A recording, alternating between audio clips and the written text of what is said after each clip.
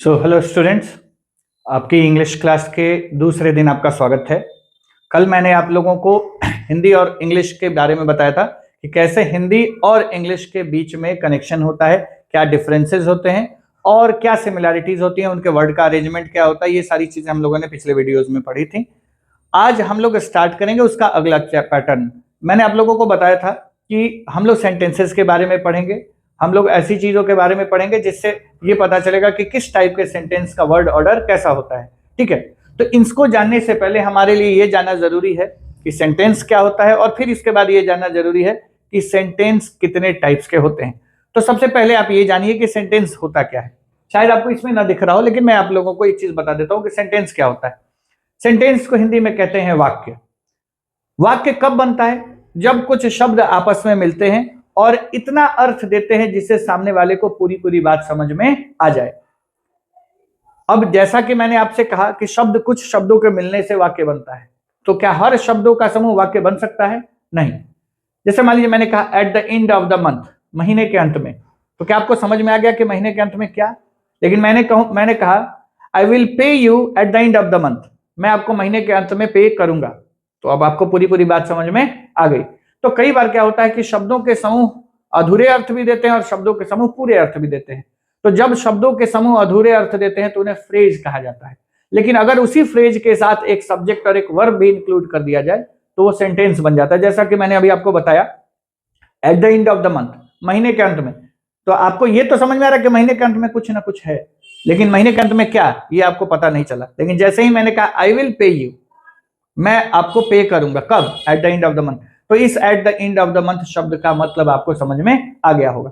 तो फ्रेजेस और क्लॉजेस भी मीनिंग देते हैं, लेकिन वो कंप्लीट मीनिंग नहीं देते हैं, लेकिन सेंटेंस कंप्लीट मीनिंग देता है। इसीलिए कहा जाता है a group of words which give us complete sense.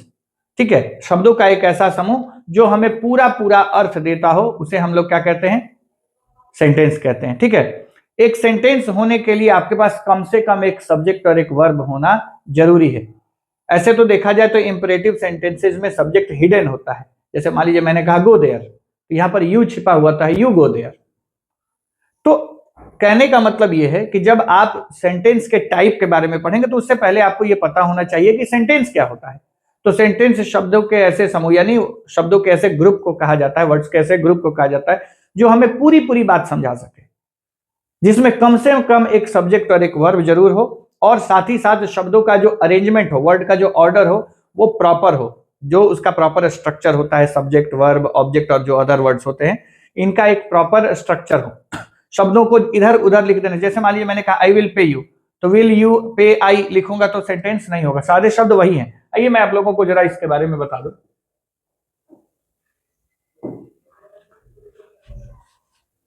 जैसे मान लीजिए मैंने कहा I will pay you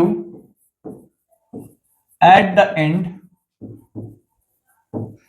of the month, तो आप गौर से देखिए एक वर्ब यहां है, आई विल पे के साथ विल पे एक वर्ब है, ये आपका सब्जेक्ट है, ये आपका ऑब्जेक्ट है, और ये at the end of the month जो है वो टाइम बता रहा है। तो ये एक सेंटेंस है क्योंकि ये पूरी पूरी बात आपको समझा पा रहा है। लेकिन अगर मैं ऐसे लिख देता will pay you I at end the of month, तो क्या ये सेंटेंस होता? जो शब्द इसमें प्रयोग किए गए हैं वही शब्द इसमें भी प्रयोग किए गए, लेकिन ये सेंटेंस कहलाएगा, ये सेंटेंस नहीं कहलाएगा। आपको लग रहा होगा इसमें भी वर्ब है, इसमें भी सब्जेक्ट है, इसमें भी ऑब्जेक्ट है, सब कुछ तो वही है, फिर ये सेंटेंस क्यों नहीं है और वो सेंटेंस क्यों है? तो वो सेंटेंस इसलिए है क्योंकि वो क्या है, शब्दों का अच्छा समूह है और शब्दों का एक प्रॉपर अरेंजमेंट है। बिना वर्ड के प्रॉपर अरेंजमेंट के सेंटेंस नहीं बनते हैं। अब आप ऐसे समझिए कोई व्यक्ति है, अब ये मेरा सर है, इसकी जगह यहाँ पर मुंह हो जाता, यहाँ आंख हो जाता, ये हाथ ना होकर पैर हो जाता, पैर की जगह पेट हो जाता, तो क्या ये सारा स्ट्रक्चर सही होता? नहीं। जिस तरीके से एक शरीर को शरीर होने के लिए क्या होना चाहिए? प्रॉपर अरेंजमेंट होना चाहिए। हमारे सर से लेकर पैर तक जो अरेंजमेंट बनाया है नेचर ने, प्रकृति ने जो हमें जिस तरीके का शरीर दिया, यही शरीर का प्रॉपर स्ट्रक्चर है। आप देखते होंगे कई बार कई बच्चे जैसे जन्म लेते हैं जिनके शरीर का जो स्ट्रक्चर होता है वो डिस्टॉर्टेड होता है, विकृत होता है। तो आप उसको एक प्रॉपर ह्यूमन नहीं मानते, आपको पता रहता है कि उसको कोई ना कोई समस्या है। उसी तरीके से शब्दों के समूह ये भी है, शब्दों का समूह ये भी है, लेकिन ऊपर वाला समूह सेंटेंस कहलाएगा, नीचे वाला समूह सेंटेंस नहीं कहलाएगा। क्यों? क्योंकि इसके में शब्दों का जो अरेंजमेंट है वो प्रॉपर नहीं है। तो हम लोग कल भी यही पढ़ रहे थे कि शब्दों का प्रॉपर अरेंजमेंट हो तभी वो सेंटेंस होगा, अदरवाइज वो सेंटेंस नहीं होगा। तो अगर आप परिभाषा की बात करें तो a group of words having a proper word arrangement, having at least a subject and a verb and giving a complete sense, यानी शब्दों का एक सा समूह जिसमें एक सब्जेक्ट और एक वर्ब हो, उसके शब्दों का एक प्रॉपर स्ट्रक्चर हो, प्रॉपर ऑर्डर हो, और वो हमें पूरी पूरी बात समझाए, तो उसे हम वाक्य यानी कि सेंटेंस कहेंगे। चलिए अब आगे बढ़ते हैं। अब हम लोग जानने की कोशिश करते हैं, जो हम लोग टाइप्स ऑफ सेंटेंस पढ़ रहे हैं, जिसके बारे में अभी मैंने आप लोगों से चर्चा की, अब हम लोग उसके बारे में बात करेंगे। आइए देखिए, मैंने यहां पर लिखा हुआ है टाइप्स ऑफ सेंटेंस। क्या होता है टाइप्स ऑफ सेंटेंस? सेंटेंस के प्रकार। तो बहुत सारे सेंटेंसेस जो हम लोग अपने डेली लाइफ में बोलते हैं या लिखते हैं, सब सेंटेंसेस एक जैसे नहीं होते हैं। कुछ सेंटेंस किसी एक व्यक्ति के द्वारा किसी दूसरे को बताया जाता है। जैसे मान लीजिए मैंने आपसे कहा मेरा नाम अजितेश कुमार है, तो मैं आपको बता रहा हूं, लेकिन यही मैं कह दूं आपका नाम क्या है, तो मैं अपना नाम जब बताऊंगा तो वो असर्टिव कहलाएगा, और जब आपका नाम पूछूंगा वो इंटेरोगेटिव कहलाएगा। अगर मैं आपसे कहूंगा ध्यान से पढ़िए, रोज पढ़िए, अच्छे से मेहनत कीजिए, परीक्षा के लिए अच्छे से मेहनत कीजिए, यानी मैं आपको सलाह दे रहा हूं। तो सलाह देने वाले वाक्य, आज्ञा देने वाले वाक्य, निवेदन करने वाले वाक्य, कृपया रोज अच्छे से पढ़ाई करिए, मैं निवेदन कर रहा हूं, तो ये सारे वाक्य इंपेरेटिव कहलाते हैं। तो जब मैं आपको कुछ बताऊंगा वो असर्टिव कहलाएगा, उसी को स्टेटमेंट भी कहा जाता है। जब मैं आपसे कुछ पूछूंगा वो इंटेरोगेटिव कहलाएगा, आप उसको क्वेश्चन भी कह सकते हैं। जब मैं आपको कोई ऑर्डर दूंगा, आपको कोई एडवाइस दूंगा, या आपसे कोई रिक्वेस्ट करूंगा, आपको कुछ काम करने से मना करूंगा, चाहे लेट वाले वाक्य आप लोगों ने पढ़े होंगे, लेट मी गो, अनुमति मांगूंगा, ये सारे के सारे जो वाक्य होते हैं वो इंपेरेटिव कहलाते हैं। उसके बाद चौथे नंबर पर आता है ऑप्टेटिव। देखिए बहुत सारी किताबें ऐसी होती हैं ग्रामर की जिसमें ऑप्टेटिव नहीं टाइप में शो किया जाता, उसको एक्सक्लेमेटरी का पार्ट मान लिया जाता है। लेकिन कुछ किताबें, बहुत सारी ऐसी किताबें जो ऑप्टेटिव को भी एक टाइप मानती हैं। ऑप्टेटिव वैसे सेंटेंसेस को कहते हैं जिसमें हम लोगों से प्रार्थना, मतलब ईश्वर से प्रार्थना करते हैं, कामना करते हैं, लोगों को विश करते हैं, किसी को आशीर्वाद देते हैं, किसी को श्राप देते हैं। मे गॉड हेल्प यू, भगवान आपकी मदद करे। मे यू लिव लॉन्ग, तुम्हारी उम्र लंबी हो। अगर मुझे गुस्सा है मैं किसी को, तुम मर जाओ। मे यू डाई सून, तुम फेल कर जाओ। मे यू फेल, ठीक है। मे यू पास, या तो आप आशीर्वाद देंगे या श्राप देंगे या मनोकामना करेंगे, किसी को विश करेंगे, भगवान से प्रार्थना करेंगे, तो ऐसे सेंटेंसेस को ऑप्टेटिव कहा जाता है। और लास्ट एक्सक्लेमेटरी। आप लोगों ने पार्ट्स ऑफ स्पीच में पढ़ा होगा इंटरजेक्शन। इंटरजेक्शन क्या होता है? इंटरजेक्शन को हिंदी में कहते हैं विस्मयादि बोधक।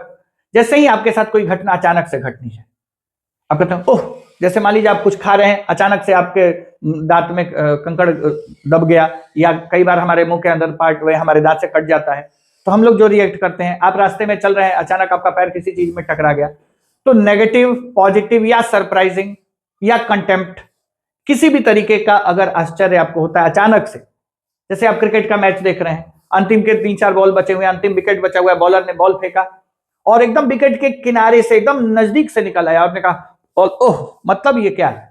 ओह कहने का मतलब उसको लगा अरे अब विकेट में लगने ही वाला था।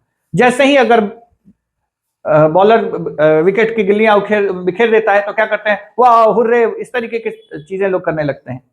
तो आप खुश हो तब, आप दुखी हो तब, आपको कोई आश्चर्य हो तब, आपके साथ कोई घटना अगर अचानक घटे तब, तो जो ऐसे भाव आपके मन से प्रकट होते हैं जिनको आप सामान्य रूप से नहीं कर सकते। मैं अभी आपको पढ़ा रहा हूं, मैं प्रयास कर रहा हूं कि मैं वो एक्सप्रेशन लिखूं, लेकिन ऐसा पॉसिबल नहीं है। अगर मैं अभी अचानक बोल रहा हूं मुझे कुछ दब जाए, मेरे साथ कुछ हो जाए अचानक से, तो संभवतः मैं वो रियल एक्सप्रेशन आपको दिखा पाऊंगा। तो ये आप लोगों को समझना होगा कि जो एक्सप्रेशन हम लोग अचानक होने वाली घटनाओं के साथ दिखाते हैं, उसके लिए हम लोग उसको इंटरजेक्शन कहते हैं। मतलब इंटरजेक्शन से हम लोग उसको दिखाते हैं। जैसे मान लीजिए मैंने कहा ओ, अलास, तो ये जो शब्द आप देख रहे हैं इनके साथ आप एक्सक्लेमेशन मार्क भी देखेंगे।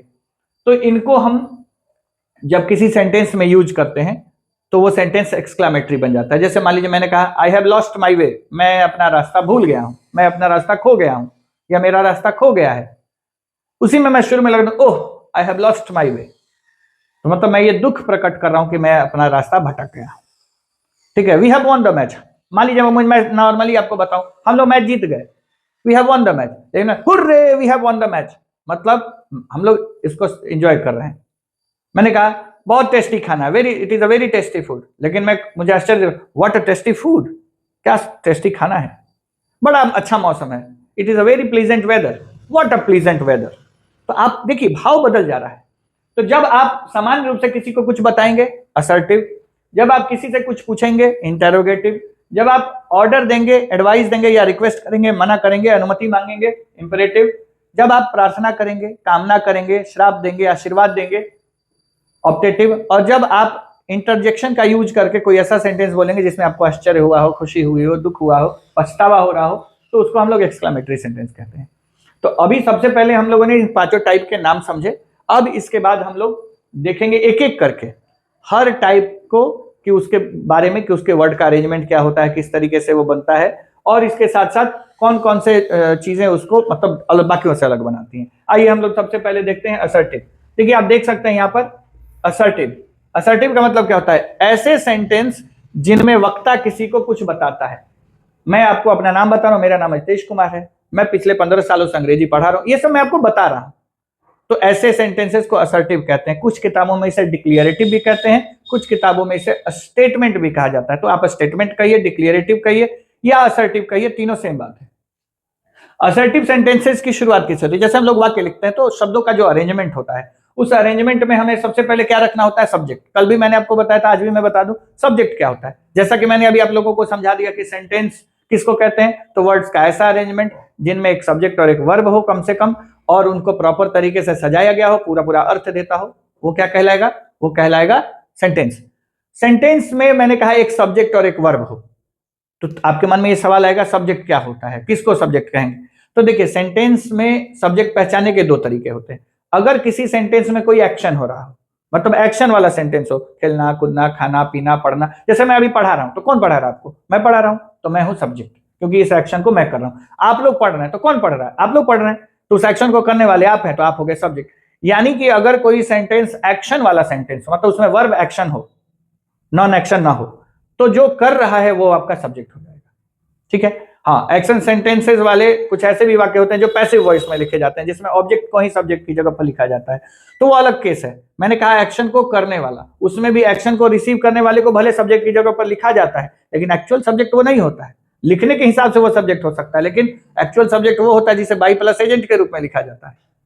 तो अगर मैं आपको पढ़ा रहा हूं तो मैं सब्जेक्ट हूं, आप लोग पढ़ रहे हैं तो आप लोग सब्जेक्ट हैं। राम आम खाता है, तो कौन आम खाता है? राम खाता है, तो जो खाने का काम करता है वो सब्जेक्ट है। एक वाक्य ऐसा होता है जिसमें कोई एक्शन नहीं हो रहा, जैसे मान लीजिए मेरे पास एक कलम है, तो यहां पे कोई एक्शन हो रहा है? नहीं हो रहा। मान लीजिए मैंने कहा यह कलम काला है, तो मैं किसकी बात कर रहा हूं? कलम की बात कर रहा हूं। तो जिसके बारे में बात कर रहा हूं वही हमारा सब्जेक्ट। सब्जेक्ट को आप कर्ता कह सकते हैं, सब्जेक्ट को आप विषय कह सकते हैं। सब्जेक्ट के तो ऐसे कई अर्थ होते हैं। सब्जेक्ट का मतलब हम प्रजा भी जानते हैं, लेकिन वाक्य में सब्जेक्ट का अर्थ क्या होता है? कर्ता। तो एक बात ध्यान से समझिए कि सब्जेक्ट को अगर आइडेंटिफाई करना है या सब्जेक्ट को डिफाइन करना है, तो आप पहले ये देखिए कि आपका जो वाक्य है वो एक्शन वाला है कि नॉन एक्शन वाला है। अगर एक्शन वाला है तो उस एक्शन को जो कर रहा है वो सब्जेक्ट है। अगर वाक्य नॉन एक्शन वाला है तो आप जिसके बारे में बात कर रहे हैं वो सब्जेक्ट है। The person who does the action, who performs the action is the subject, but in a non-action sentence the thing or person we talk about is called subject। जिसके बारे में हम बात करें वो सब्जेक्ट होता है, या जो कार्य को करे वो सब्जेक्ट होता है। तो किसी भी सेंटेंस में अगर वो असर्टिव होगा तो सब्जेक्ट से उसकी शुरुआत होती है। ऐसे मैंने आप लोगों को कल भी बताया था, फिर भी मैं बता दे रहा हूं कि टाइम प्लेस वाले जो शब्द होते हैं, कुछ एडवर्ब्स जिसे आप सेंटेंस एडवर्ब कह सकते हैं, एडवर्ब ऑफ टाइम कह सकते हैं, एडवर्ब ऑफ प्लेस कह सकते हैं। कुछ ऐसे एडवर्ब्स होते हैं जो कभी कभी सेंटेंस के शुरू में लग जाते हैं। सामान्यतः उनका यूज होने के बाद एक कॉमा का प्रयोग होता है। तो वो इसलिए कॉमा का प्रयोग होता है कि जरूरत क्यों, जैसे मैं कल आऊंगा, आई विल कम टुमारो, कल मैं आऊंगा, टुमारो आई विल कम, तो मैं टुमारो अगर आगे बोल रहा हूं तो बीच में कॉमा भी लगा रहा हूं। तो सब्जेक्ट जो होता है वो एक्चुअली में वर्ब के पहले होता है, और नॉर्मली असर्टिव सेंटेंस में वाक्य की शुरुआत में होता है। एक बात समझ लीजिए, वर्ब को ऑपरेट कौन कर रहा है? एक्शन को कर कौन रहा है? सब्जेक्ट कर रहा है। तो सामान्यतः सब्जेक्ट वर्ब से पहले होता है। ठीक है। अगर वाक्य की संरचना में कोई एडवर्ब नहीं यूज किया गया है वाक्य की शुरुआत में, तो समझ जाइए कि जहां वर्ब आया है वर्ब के ठीक पहले उसका सब्जेक्ट आएगा। तो सब असर्टिव सेंटेंस की शुरुआत सब्जेक्ट से होती है और अंत में फुल स्टॉप होता है। एक बात और समझ लीजिए, किसी भी सेंटेंस में पंक्चुएशन मार्क्स का इस्तेमाल बहुत इंपॉर्टेंट होता है। अगर मैं कॉमा का इस्तेमाल कर रहा हूं तो वो भी अपने आप में बहुत ज्यादा इंपॉर्टेंट है। मैं सेमी कॉलन इस्तेमाल कर रहा हूं, वो भी अपने आप में बहुत ज्यादा इंपॉर्टेंट होता है। तो जैसे एक होता है पूर्ण विराम, एक होता है अर्ध विराम। तो पूर्ण विराम यानी कि फाइनल जो हम लोग सेंटेंस फिनिश करते हैं, तो फुल स्टॉप से फिनिश कर सकते हैं हम लोग, क्वेश्चन मार्क से फिनिश कर सकते हैं, या एक्सक्लेमेशन मार्क से फिनिश कर सकते हैं। तो नॉर्मली हमारा जो असर्टिव सेंटेंस है वो फुल स्टॉप से, अगर यही क्वेश्चन होता तो क्वेश्चन मार्क से, और कोई एक्सक्लेमेशन टाइप का सेंटेंस होता तो एक्सक्लेमेशन मार्क से खत्म होता। जो अर्ध विराम होते हैं जिसमें आप कॉमा और सेमीकोलन जैसे पंक्चुएशंस को देख सकते हैं। तो एक बात समझिए, तो सेंटेंस अगर असर्टिव होगा तो इसका वर्ड ऑर्डर क्या होगा? सबसे शुरू में क्या आएगा? सब्जेक्ट आएगा, उसके बाद हेल्पिंग वर्ब जिसको हम लोग सहायक क्रिया कहते हैं, आगे हम लोग पढ़ेंगे इसके बारे में। अगर उस सेंटेंस में कोई फ्रीक्वेंसी वाला शब्द, ऑलवेज, नेवर, ये यूजुअली, ऑफन जैसे शब्द आए तो वो आएंगे। उसके बाद मेन वर्ब, उसके बाद ऑब्जेक्ट। आगे आप ये भी पढ़ेंगे कि ऑब्जेक्ट भी दो तीन प्रकार के होते हैं, और वर्ब के ऑब्जेक्ट होते हैं, प्रीपोजिशन के ऑब्जेक्ट होते हैं, डायरेक्ट ऑब्जेक्ट होते हैं, इनडायरेक्ट ऑब्जेक्ट होते हैं, सजीव ऑब्जेक्ट होते हैं, निर्जीव ऑब्जेक्ट होते हैं।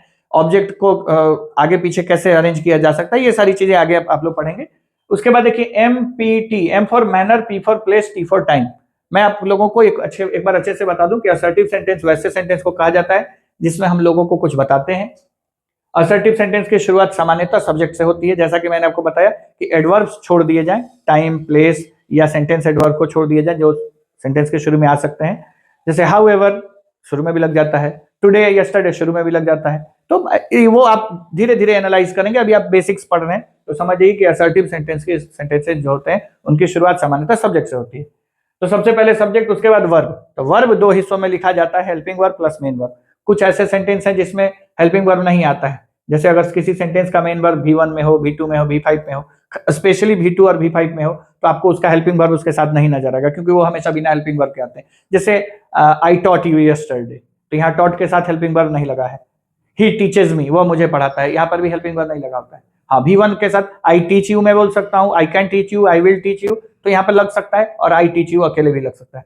लेकिन जैसे ही वर्ब के फोर्थ फॉर्म यानी ING फॉर्म की बात हो, जिसे आप प्रेजेंट पार्टिसिपल भी कहते हैं, और वर्ब का थर्ड फॉर्म जिसे आप पास्ट पार्टिसिपल भी कह सकते हैं, V3 फॉर्म जिसको आप कहते हैं, तो वर्ब का तीसरा रूप और चौथा रूप ये सामान्यतः हेल्पिंग वर्ब लेते हैं। आई am teaching you, I have taught you, ठीक है। तो वर्ब के जो 5 रूप होते हैं उसमें तीसरे रूप और चौथे रूप के साथ आपको हेल्पिंग वर्ब 100% देखने को मिलता है। पहले रूप के साथ ऑप्शनल है, क्योंकि जब वो बेयर इन्फिनिटिव की तरह काम करेगा तो उसके पहले मॉडल वर्ब्स लगाए जा सकते हैं। प्रेजेंट सिंपल टेंस में डू डज का इस्तेमाल होता है, पास्ट सिंपल टेंस में डिड का इस्तेमाल होता है, नेगेटिव और इंटरोगेटिव सेंटेंसेस में। बाकी सेंटेंसेस में अगर आपका वर्ब का पांचवा रूप, या मतलब पांचवा रूप का मतलब ACS रूप, और सेकंड फॉर्म जो जिसको आप पास्ट फॉर्म भी कहते हैं, अगर इनका प्रयोग होता है तो आपको हेल्पिंग वर्ब देखने को नहीं मिलेगा। तो सेंटेंस की शुरुआत सब्जेक्ट से होगी, उसके बाद हेल्पिंग वर्ब इफ रिक्वायर्ड, उसके बाद मेन वर्ब, बीच में फ्रीक्वेंसी का इस्तेमाल हो सकता है। जैसे मान लीजिए मैंने कहा आई टीच यू, तो I always teach you, I never teach you, ठीक है। I am coming, I am just coming, इस तरीके के शब्दों का प्रयोग कर सकते हो। उसमें कुछ शब्द फ्रीक्वेंसी में गिने जाते हैं, कुछ शब्द फ्रीक्वेंसी में नहीं गिने जाते हैं, उसका इस्तेमाल वहां पर होता है, जैसे जस्ट होता है, ऑलरेडी होता है। ये सब फ्रीक्वेंसी नहीं होने के बावजूद भी बीच में इस्तेमाल किए जाते हैं। तो आगे मैं पढ़ाऊंगा जहां पर मैंने F लिखा हुआ है वहां पर कौन कौन से शब्दों का प्रयोग होगा, ये आगे हम लोग सीखेंगे। तो मेन रूप से आप देख रहे हैं सब्जेक्ट है, सब्जेक्ट के बाद helping verb, main verb, object. जैसे मान लीजिए मैं आपको अंग्रेजी पढ़ा रहा हूँ, आई एम टीचिंग यू इंग्लिश, तो मैं पढ़ा रहा हूँ, मैं सब्जेक्ट हूँ, पढ़ाना मेरा वर्ब है, और यू और इंग्लिश ऑब्जेक्ट है। तो अगर मुझे लिखना हो आई एम टीचिंग यू इंग्लिश, तो यू पहले लिखा मैंने, इंग्लिश बाद में लिखा। मैं ऐसे भी लिख सकता हूं I am teaching English to you, ठीक है। तो आप ये आगे सीखेंगे ऑब्जेक्ट के बारे में। और ये 3 जो शब्द आप देख रहे हैं MPT, that is manner, place, time. Manner ये बताता है कि काम कैसे हो रहा है, या कैसे हुआ, या कैसे होगा। प्लेस बता रहा है कि काम कहाँ हो रहा है, कहाँ होता है, कहाँ हुआ या कहाँ होगा। टाइम ये बता रहा है कि काम कब होता है, कब हुआ या कब होगा। तो जब भी आपके सेंटेंस में मैनर, प्लेस, टाइम जैसे शब्द अगर एक साथ आते हैं तो इनका क्रम यही होता है, मैनर, प्लेस, टाइम, MPT। तो सब्जेक्ट, वर्ब, ऑब्जेक्ट, MPT, ठीक है। इसके बारे में हम लोग फिर आगे जब मैं वर्ड ऑर्डर डिटेल पढ़ाना शुरू करूंगा उस समय इसके बारे में हम लोग जानकारी लेंगे। अभी फिलहाल हम लोगों ने देखा कि सेंटेंस कितने टाइप के होते हैं। आज मैं असर्टिव सेंटेंस आपको बढ़िया से समझाऊंगा। असर्टिव के बाद वाला जो पार्ट है वो फिर अगले क्लास में हम लोग सीखेंगे। छोटा छोटा वीडियोस में आप लोगों को दूंगा ताकि आप लोगों को पढ़ने में आसानी हो, और मैं कोशिश कर रहा हूं कि जितना एनर्जेटिक होकर मैं पढ़ा सकूं। क्यों, देखिए एक चीज और मैं आप लोगों को बताना चाहूंगा कि टीचर्स कई प्रकार के होते हैं। कुछ लोग अटेंशन सीकर होते हैं, उनको बस आपका अटेंशन चाहिए, वो उनको इससे मतलब नहीं है कि आप उनका कंटेंट कैसा है, वो अपना कंटेंट कितना डिलीवर कर पा रहे हैं, या आपको उसके कंटेंट से फायदा है नहीं। तो वो एक इंटरटेनमेंट होता है, वो पढ़ाई नहीं होती है। हम लोग टीचर हैं, हम लोगों ने 15 सालों से बच्चों को पढ़ाया है, सीरियसनेस के साथ पढ़ाया है, तो मैं वीडियो में नाच गा के नहीं पढ़ा सकता हूं। मेरा पूरा प्रयास रहेगा कि मैं टू द पॉइंट रहूं, आप लोगों को सारी चीजें एकदम बारीक से बारीक चीजें बताऊं, आपका बेसिक्स ठीक करूं, बेसिक्स के बाद मैं आपको स्टैंडर्ड इंग्लिश और खूब अच्छी इंग्लिश पढ़ाऊं। लेकिन आप ये सोच रहे होंगे कि मैं इंटरटेनमेंट करूं, तो शायद उतना पॉसिबल नहीं है। हाँ, आपका फोकस अगर इंटरटेनमेंट पे है तो आप रील्स देखिए, अगर आप पढ़ना नहीं चाहते। लेकिन अगर आप पढ़ना चाहते हैं तो फिर आपका फोकस पढ़ाई पर होना चाहिए और एकदम बारीक से बारीक बातों पर होना चाहिए। आप मुझे कमेंट में करके अपने प्रॉब्लम्स और अपने डाउट्स पूछ सकते हैं। मैं जब भी कमेंट आपका पढ़ूंगा उससे रिलेटेड मैं अगले वीडियो में जरूर डिस्कस करूंगा। अगर मैंने अभी कुछ पढ़ाया, मुझसे हो सकता है स्लिप ऑफ टंग, पढ़ाते समय कई बार क्या होता है, देखिए अभी मैं एकदम किसी से बात नहीं कर रहा हूं, मैं एकदम कॉशियस होकर नहीं बोल रहा हूं, तो हो सकता है कई बार स्पेलिंग मिस्टेक्स या कई बार वर्ब के फॉर्म बोल चाल के क्रम में गलती हो सकते हैं, ये नेचुरल है। मेरे सामने कैमरा लगा हुआ है, मेरे सामने मोबाइल लगा हुआ है, मैं रिकॉर्ड कर रहा हूं, यहाँ पर कोई मौजूद नहीं, तो मुझे करेक्ट करने वाला यहाँ पे कोई नहीं, मुझे ये ध्यान दिलाने वाला कोई नहीं है कि आपने कुछ गलत बोला या आपने यहाँ पर मिस्टेक कर दिया, ये चीज छोड़ दिया। तो ये सब चीजें जब आप लोग अच्छे से देखेंगे तो आप लोगों को वीडियोज में मतलब अच्छे से जब दिखाई देगा तो आप कमेंट में मुझे बता सकते हैं कि सर यहाँ पर आपने ये छोड़ दिया, ये मिसिंग था, ये टॉपिक अच्छे से समझ में आया, ये नहीं समझ में आया, मेरा ये डाउट है। तो जो भी आपके मन में हो, इसीलिए मैं छोटे छोटे टॉपिक्स के वीडियो आप लोगों तक पहुंचाने की कोशिश करूंगा। देखिए असर्टिव सेंटेंसेस के बारे में और समझिए। असर्टिव सेंटेंसेस भी दो प्रकार के हो सकते हैं, एक पॉजिटिव और एक नेगेटिव। जैसे मैं पढ़ा रहा हूं, मैं नहीं पढ़ा रहा हूं, मैं बेसिक पढ़ा रहा हूं, मैं एडवांस नहीं पढ़ा रहा हूं, ठीक है, मैं टीचर हूं, मैं टीचर नहीं हूं, मैं डॉक्टर हूं, मैं डॉक्टर नहीं हूं। आप ध्यान से देखिए, तो अफर्मेटिव और नेगेटिव, अफर्मेटिव को ही पॉजिटिव आप समझिए। नॉर्मली हम लोग जो बोलना आसान होता है वही ज्यादा बोलते हैं, तो affirmative sentences are positive sentences, और दो sentences whose meaning are positive are called affirmative. Negative sentences मतलब जो नकारात्मक अर्थ देते हो या उस वाक्य में कोई भी ऐसा शब्द प्रयोग किया गया हो, नकारात्मक का मतलब केवल नॉट नहीं होता है, बहुत सारे ऐसे शब्द होते हैं जो सेंटेंस को नेगेटिव बना सकते हैं, मैंने यहाँ पर लिखा हुआ है। तो देखिए असर्टिव सेंटेंसेस दो प्रकार के होते हैं, अफर्मेटिव और नेगेटिव। अफर्मेटिव को पॉजिटिव भी कहते हैं क्योंकि इसमें किसी भी नेगेटिव वर्ड का प्रयोग नहीं होता है। नेगेटिव सेंटेंसेस वे सेंटेंसेस होते हैं जिनमें निम्नलिखित में से किसी भी एक शब्द का प्रयोग होता है। आप देख सकते हैं, नो है, नॉट है, नेवर है, नाइदर है, नॉर है, नन है, नो वन है, nobody, nothing, hardly, scarcely, rarely, seldom, little, few. अब एक बात समझिए, लिटिल का अर्थ छोटा भी होता है, लिटिल का अर्थ थोड़ा भी होता है, फ्यू का अर्थ भी थोड़ा होता है। तो जब इनके साथ ए नहीं लगा होता, मतलब केवल लिटिल और केवल फ्यू होते हैं, तो नेगेटिव अर्थ देते हैं, लेकिन ए लिटिल और ए फ्यू होते हैं तो ये पॉजिटिव अर्थ देते हैं। तो एक बात समझिए, खास करके क्वेश्चन टैग जब आप पढ़िएगा तो ये रूल आपके लिए काम आएगा, क्योंकि जब हम क्वेश्चन टैग बनाते हैं तो पॉजिटिव क्वेश्चन टैग में नेगेटिव, पॉजिटिव सेंटेंस में नेगेटिव टैग, नेगेटिव सेंटेंस में पॉजिटिव टैग लगाना होता है। तो बहुत लोग कंफ्यूजन में पड़ जाते हैं, नॉट नहीं मिलता है तो सोचते हैं कि सेंटेंस पॉजिटिव है और नेगेटिव टैग लगा देते हैं और सेंटेंस गलत हो जाता है। तो अभी आपने आज जो पढ़ा मैं आप लोगों को अच्छे से यहाँ पर करा देता हूँ फोकस। आप लोग एक बार बोर्ड पर अच्छे से देख लीजिए कि आप लोग क्या पढ़ रहे हैं। आप लोग देख सकते हैं यहाँ पर लिखा हुआ है टाइप्स ऑफ सेंटेंस, जिसमें येलो कलर से आपको पांचों टाइप बताया गया है। फिर व्हाइट में असर्टिव के बारे में बताया गया है कि सेंटेंस कौन सा सेंटेंस असर्टिव कहलाता है, उसकी शुरुआत और उसका अंत कैसे होता है। शुरुआत सामान्यतः सब्जेक्ट से और अंत हमेशा फुल स्टॉप से। 5 टाइप के सेंटेंसेस में आपको मैं बता दूं, ये इसका, इसका और इसका अंत जो होता है वो सामान्यतः फुल स्टॉप से होता है, क्योंकि इसमें एक्सक्लेमेटरी सेंटेंस में दो तरीके से एक्सक्लेमेशन मार्क यूज किए जा सकते हैं, एक इंटरजेक्शन के साथ शुरू में और कुछ एक वाक्य में लास्ट में। हाँ, इसके साथ एक्सक्लेमेशन मार्क लगता है, इसके साथ क्वेश्चन मार्क लगता है और ये आपका फुल स्टॉप सामान्यतः लेता है, ठीक है। इसके अलावा आप देख सकते हैं यहाँ पर मैंने वर्ड ऑर्डर बता दिया है, सब्जेक्ट, सब्जेक्ट के बाद हेल्पिंग वर्ब, जो main verb helping verb use करता है मैं आप लोगों को यहाँ पर बता भी देता हूँ, थोड़ा सा ध्यान रखिएगा। वर्ब के 5 रूप होते हैं, V1, V2, V3, V4 और V5। तो V5 और V2 बिना हेल्पिंग वर्ब के आते हैं, V3 और V4 हमेशा हेल्पिंग वर्ब के साथ आते हैं और ये ऑप्शनल है, ये अकेले भी आ सकता है, हेल्पिंग वर्ब के साथ भी आ सकता है। बीच में बात रही फ्रीक्वेंसी की, तो नेवर से लेके ऑलवेज तक या ऑलवेज से लेके नेवर तक, मतलब सबसे नेगेटिव से लेके सबसे positive. I never go there, I always go there, बीच में आप ऑफन लगाइए, यूजुअली लगाइए, जो भी लगाइए, ठीक है, ये सारे वर्ड्स आएंगे। इसके बाद मैंने आप लोग को बताया कि असर्टिव सेंटेंसेस भी दो टाइप के होते हैं, अफर्मेटिव और नेगेटिव। अफर्मेटिव को पॉजिटिव सेंटेंस आप समझ लीजिए और नेगेटिव सेंटेंस तो नेगेटिव होते हैं जिसमें ये सारे शब्द प्रयोग किए जाएंगे, ये सेंटेंस नेगेटिव होगा, ठीक है। देखिए इसके बाद मैं आप लोगों को बता देता हूं, इंटरोगेटिव सेंटेंसेस पढ़ना है, नेक्स्ट वीडियो में मैं आप लोगों को नेगेटिव सेंटेंसेस के बारे में बताऊंगा।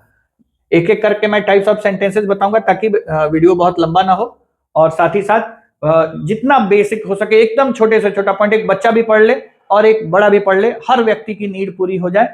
तो अराउंड 20 to 30 मिनट्स के रोज मैं वीडियोस बनाऊंगा, ताकि आपका इसके बाद ऐसा नहीं है कि ये सिर्फ मैंने बता दिया होगा, मैं इसके ऊपर क्वेश्चंस वगैरह भी बनवाने की कोशिश करूंगा, ताकि आप लोगों को ये पता चल जाए कि हाँ, अगर आपने सीख लिया तो आप अपने आप को टेस्ट कर सकें। अगर आप जूनियर लेवल पे हैं तो आप जूनियर इंग्लिश ग्रामर किसी भी पब्लिकेशन का खरीद लीजिए, बहुत सारी किताबें हैं।